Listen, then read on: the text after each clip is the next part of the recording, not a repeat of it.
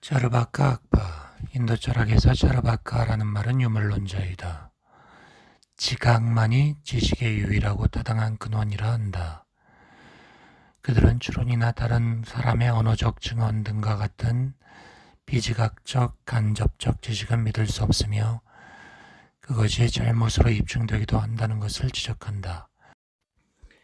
지각은 우리에게 네 가지 요소, 지수, 화풍으로 구성된 물질적인 세계만을 드러낸다. 우리는 지수화풍이라는 존재를 감관을 통해 직접적으로 알 수 있다. 지각할 수 있는 세계의 모든 대상들은 이 요소들로 구성되어 있다.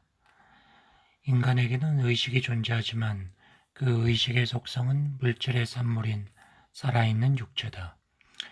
물질의 요소들의 의식이 없다고 해서 그것들로 만들어진 물체에도 의식이 존재할 수 없다고 생각해서는 안 된다. 부분들이 특별한 방법으로 결합되었을 때 원래 없던 새로운 성질이 나타나는 예는 얼마든지 있다. 물질의 요소들이 특별한 방법으로 결합함으로써 의식을 지닌 생명체가 나타나게 된 것이다. 죽음 이후에도 인간이 어떤 형태로 존속한다는 사실은 입증되지 않는다. 신의 존재 또한 하나의 신화일 뿐이다. 신은 지각될 수 없다. 세계는 신에 의해서가 아니라 물질적 요소들의 결합으로 만들어진다. 죽은 뒤에 하늘나라에서 즐거움을 향유하기 위해 어떤 종교적 의식을 행한다는 것은 어리석다. 배다나 교활한 사제에게 어떠한 믿음도 주어서는 안 된다. 합리적인 사람에게 있어 삶의 최고 목적은 현재의 삶에서 가능한 한 최상의 즐거움을 취하는 것이다. 그것만이 우리가 확신할 수 있는 길이다. 고통과 함께 뒤섞여 발생한다는 이유만으로 쾌락을 저버리는 것은 어리석은 일이다. 그것은 마치 껍질 때문에 과일을 거부하고 가축 때문에 씨 뿌리기를 그만두는 것과 같다. 우리는 할 수만 있다면 고통의 기회를 피해가면서 현세의 삶 속에서 쾌락을 향유해야 한다. 차이나교의 기원은 선사시대까지 거슬러 올라간다. 그들의 믿음은 24명의 티르탕카라들, 해탈한 포교자들을 통해서 전수되었다. 마지막 사람이 고타마 붓다와 동시대인이었던 바르다마나 마하비라이다. 자이나 학파는 지각만이 지식의 유일하고 타당한 근원이라는 차르바카의 견해를 거부한다. 그들은 만일 때때로 잘못으로 입증된다는 이유만으로 추론이나 다른 사람의 언어적 증언을 통한 지식 획득의 가능성을 거부한다면 지각의 타당성에 대해서도 의심해야 한다고 말한다. 지각조차도 때때로 착각으로 드러나기 때문이다. 차르바카의 경우 추론이 잘못으로 드러나는 몇 가지 경우를 근거로 모든 추론의 타당성을 부인하는 것과 지각되지 않는다는 이유로 모든 대상의 존재를 부정하는 것 또한 추론의 도움을 받는 것이다. 지각과 더불어 추론과 언어적 검증을 인정한다. 추론은 정확한 논리적 법칙을 따를 때 타당한 지식을 낳는다. 언어적 검증은 그것이 믿을 만한 권위자의 보고일 경우 타당하다. 실제로 자이나 학파는 특정한 정신적 문제에 대한 올바른 지식은 전지한 해탈자의 가르침과 같은 권위로부터 얻을 수 있다고 주장한다. 제한적인 감각적 지각이나 이성적 추론은 그와 같은 정신적 문제를 드러낼 수 없다.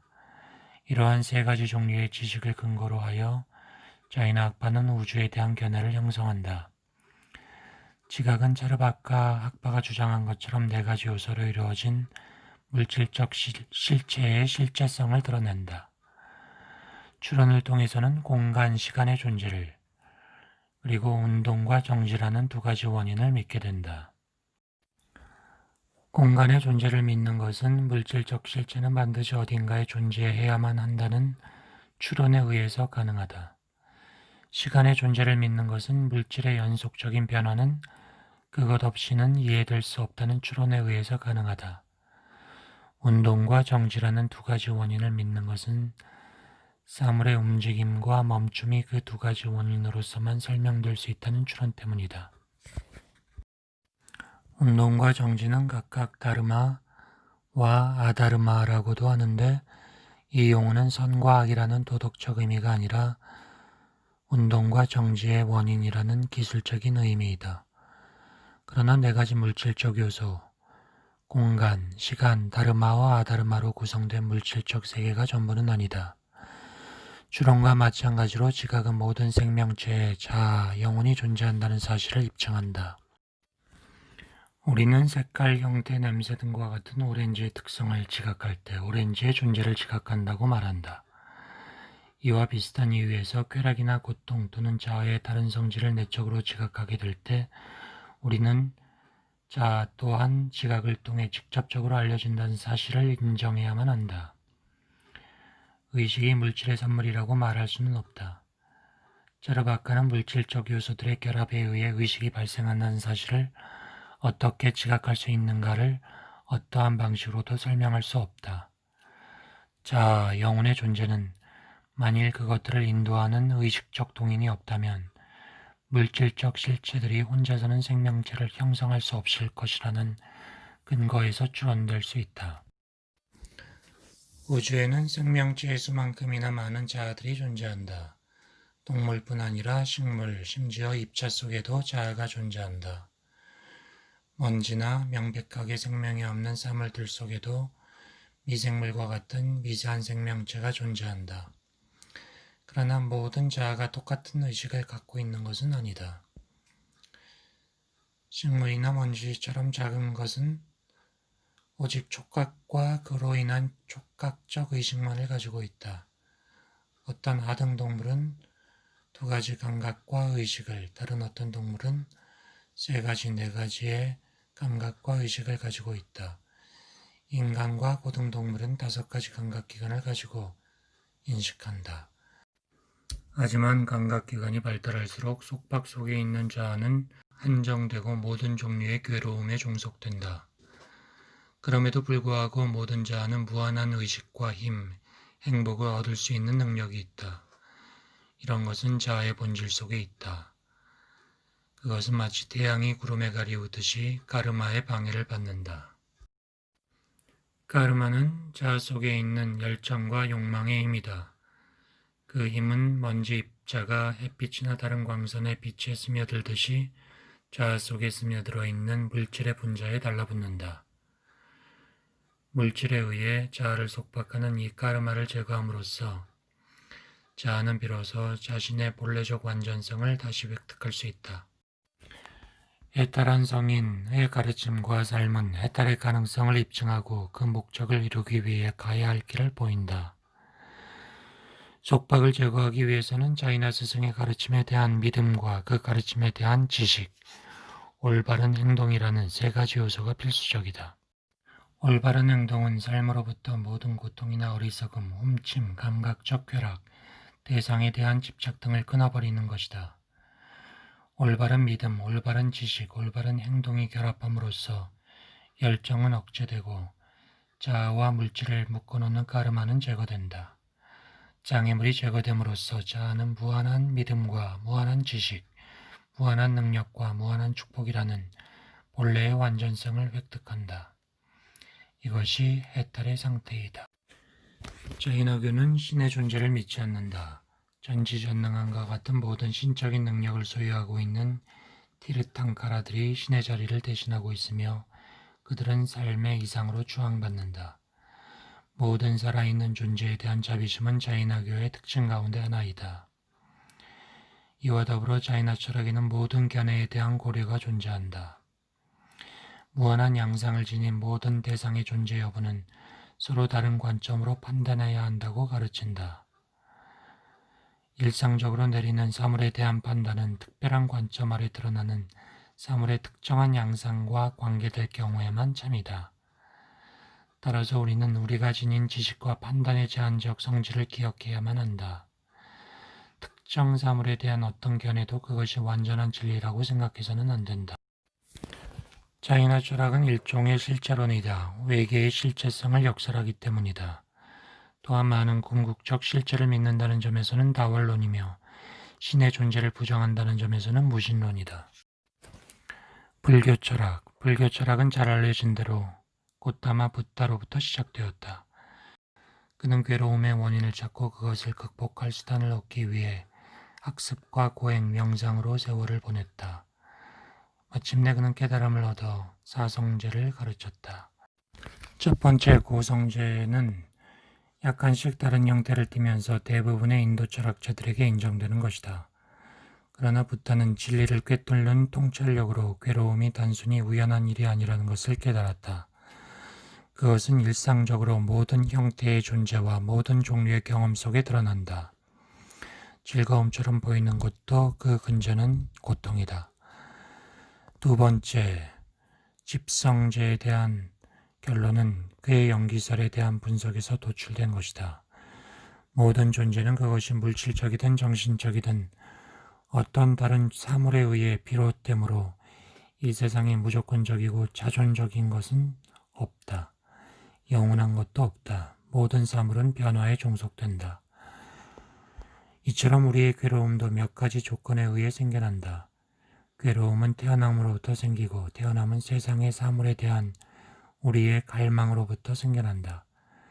갈망의 힘은 우리를 세상으로 끌어내린다. 그러나 욕망은 우리 자신의 무지에서 기인한 것이다. 우리가 세상의 사물들에 대한 올바른 지식을 갖는다면, 다시 말해서 그들의 무상하고 고통스러운 본질을 이해한다면 그들에 대한 욕망은 생겨나지 않을 것이다. 그렇게 된다면 태어남은 사라지고 그와 함께 모든 괴로움도 소멸될 것이다. 고통 또한 다른 사물과 마찬가지로 어떤 조건에 의존하고 있으므로 이런 조건이 제거될 때 고통 역시 사라지게 된다는 것. 이것이 세 번째 괴로움의 소멸, 멸성제의 진리이다. 네 번째, 괴로움을 소멸로 이끄는 도성제는 괴로움을 야기하는 조건들의 극복과 관련이 있다. 그것은 올바른 견해, 올바른 결정, 올바른 말, 올바른 행동, 올바른 생활, 올바른 노력, 올바른 마음가짐, 올바른 정신 집중의 8단계로 구성되어 있기 때문에 8정도라고 부른다. 이 8정도는 무지와 욕망을 제거하고 마음을 깨닫게 하여 완전한 평정과 평온을 낳는다. 그 결과 괴로움은 완전히 사라지고 다시 태어날 기회 역시 멈추게 된다. 이것이 바로 열반이다. 붓다의 가르침은 모두 위에서 말한 사성제에 포함된다. 우리는 이를 통해 붓다가 철학적인 문제보다는 어떻게 하면 인간의 괴로움을 제거할 수 있는가 하는 문제에 더 관심을 가졌다는 것을 알 수 있다. 모든 사물은 조건적이다. 독립적으로 존재하는 것은 없다. 모든 사물은 그들이 의존하고 있는 조건의 변화로 인해 일어난 변화에 종속된다. 영원한 것은 아무것도 없다. 그렇기 때문에 거기에는 자아, 나신, 다른 어떠한 영원한 실체도 존재하지 않는다. 그러나 안 그루의 나무가 시들어가더라도 씨앗을 통해 다른 나무를 낳아 생을 지속해가는 것처럼 가르마의 법칙에 의해서 또 다른 삶을 낳는 현재 삶의 연속성은 존재한다. 붓다의 추종자들은 인도 안팎에서 붓다의 가르침에 포함된 철학적 이론의 싹을 계속해서 발전시켜 나갔고 이로 인해 불교 철학 내부에는 수많은 학파가 존재하게 되었다. 여기서는 4개의 학파에 대해서만 언급한다. 중관학파 혹은 공관학파에 따르면 정신적이든 비정신적이든 모든 현상은 환상이다.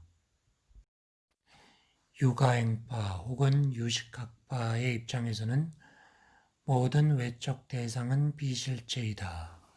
그들에 따르면 외부적인 것으로 드러나는 것은 실제로는 마음 속에 있는 관념일 뿐이다. 그러나 마음은 실제인 것으로 인정해야 한다. 마음이 비실제라고 말하는 것은 자기 모순이다. 마음이 비실제라고 생각하는 그 자체가 마음의 활동이기 때문이다. 이런 것을 주관적 관념론이라고 한다. 경량부에서는 정신적인 것과 비정신적인 것 양자가 모두 실제한다고 주장한다. 만일 외부에 있다고 지각한 모든 사물이 비실제라면 대상에 대한 우리의 지각은 절대적으로 마음에 의존할 수밖에 없다. 그러나 마음은 호랑이와 같은 어떤 대상을 어느 장소에서든 지각할 수 없다. 이것은 우리가 호랑이를 지각할 때 그것에 대한 관념은 비정신적 실제인 호랑이에 의존하고 있다는 사실을 입증한다. 마음속에 나타난 호랑이에 대한 지각적 관념 또는 표상으로부터 우리는 지각의 요인이 된 호랑이라는 존재가 마음 밖에 있다고 추론한다. 그러므로 마음 밖에 외적인 대상이 존재한다는 것을 추론할 수 있는 것이다. 이러한 견해를 표상주의 또는 외적 대상에 대한 추론 가능성의 이론이라고 부를 수 있다. 마지막으로 비바사바가 있는데 여기서는 특별히 설일치 유부를 지칭한다. 이 악바는 내적, 외적, 대상 양자가 모두 실제한다는 관점에서는 경량부와 견해가 같다. 그러나 외적 대상이 알려지는 방법에 있어서는 경량부와 다르다. 비바사파에 의하면 외적 대상은 마음속에 있는 그들의 관념이나 표상으로부터 추론되는 것이 아니라 직접적으로 지각되는 것이다. 만일 어떤 관념과 일치하는 외적 대상이 지각되지 않는다면 그 관념으로부터 외적 대상의 존재를 추론하는 것이 불가능하기 때문이다. 이처럼 외적 대상이 직접적으로 지각된다고 주장하는 견해를 직접적 실제론이라고 한다. 불교는 잘 알려진 대로 종교적 측면에서 소승불교와 대승불교로 나눈다. 오늘날 소승불교는 스리랑카, 미얀마, 태국 등과 같은 남방에 성행하고 있고 대승불교는 티베트, 중국, 한국, 일본 등 북방 지역에서 성행하고 있다. 앞서 설명한 네 악파 가운데 앞에 두 악파는 대승불교에 속하며 뒤에 두 악파는 소승불교에 속한다. 소승과 대승의 종교적 차이 가운데 가장 중요한 문제는 열반의 목적이 무엇인가 하는 물음이다. 소승불교에서는 열반은 개인의 괴로움을 없애기 위해 추구되어야 한다고 주장한다. 이에 비해 대승불교에서는 열반의 목적은 괴로움을 없애는 것이 아니라 완전한 지혜를 얻는 것이며 해탈한 자는 다른 모든 존재를 괴로움부터 해방시키고자 노력해야 한다고 주장한다. 니야야 악파. 니야야 악파의 성립은 위대한 성자 가우타마의 업적이다. 이 악파는 주로 논리적 근거에 기초한 실제론적 철학을 주장한다. 이 악파는 참된 지식을 얻기 위한 네 가지 수단으로 지각, 추론, 비교, 증언을 제시하고 지식의 다른 모든 근거들도 이 네 가지로 환원시킨다. 지각이란 감각기관을 통해서 얻어진 대상에 대한 직접적인 지식이다. 지각에는 외적인 것과 내적인 것이 있다. 눈이나 귀 등의 감각기관과 연관되는 것은 외적 지각이고 마음과 연관되는 것은 내적 지각이다.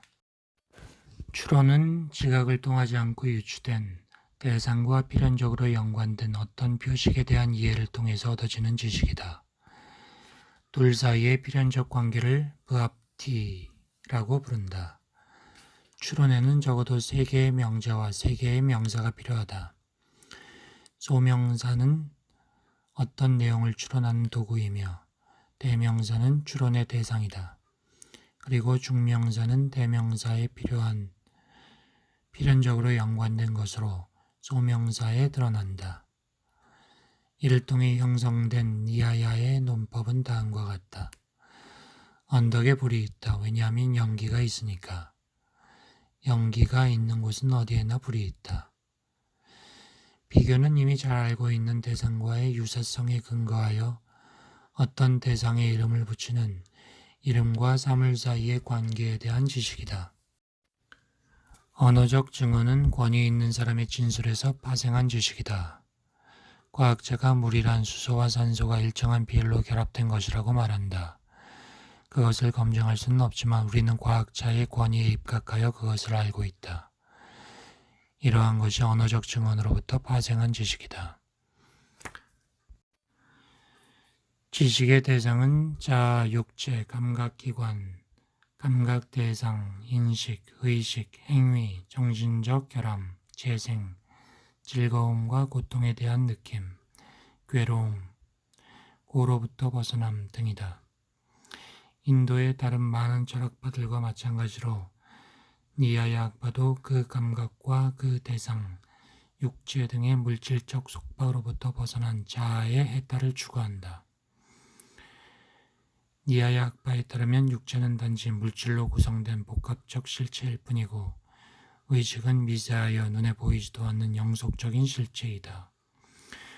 의식은 자아가 즐거움이나 고통과 같은 심리적 특성을 자각하는 데 필요한 수단이다. 그러나 인식은 자아의 본질적인 속성이 아니다. 인식이란 해탈의 상태에 도달하여 자아에 대한 제한이 없어질 때면 소멸하고 마는 우연적인 성질이다. 의식은 원자와 같이 극미한 존재인 반면 자아는 모든 곳에 편재하며 파괴할 수 없는 영속적인 존재이다. 자아는 대상을 좋아하거나 싫어하는 것, 그 대상을 획득하거나 회피하고자 하는 것, 그 행위의 결과를 향유하거나 그로 인해 괴로워하는 것, 이 모든 것의 직접적인 동인이다. 자아에게 선하거나 악한 목적을 위해 행위하도록 강요하여 그를 죄와 고통, 태어남과 죽음 속으로 빠뜨리는 것은 진리에 대한 무지와 갈망, 혐오, 미혹에 의한 잘못이다. 해탈은 모든 고통과 괴로움의 완전한 소멸로서 실체에 관한 올바른 지식으로 얻을 수 있다. 어떤 사람은 해탈을 행복한 상태라고 말하기도 하는데 빛이 없으면 그림자도 없는 것처럼 고통이 없으면 기쁨도 없다. 해탈은 단지 고통과 괴로움으로부터의 해방일 뿐 기쁨이나 행복은 아니다. 니아의 학파는 몇 가지 증명을 통해 신의 존재를 입증한다.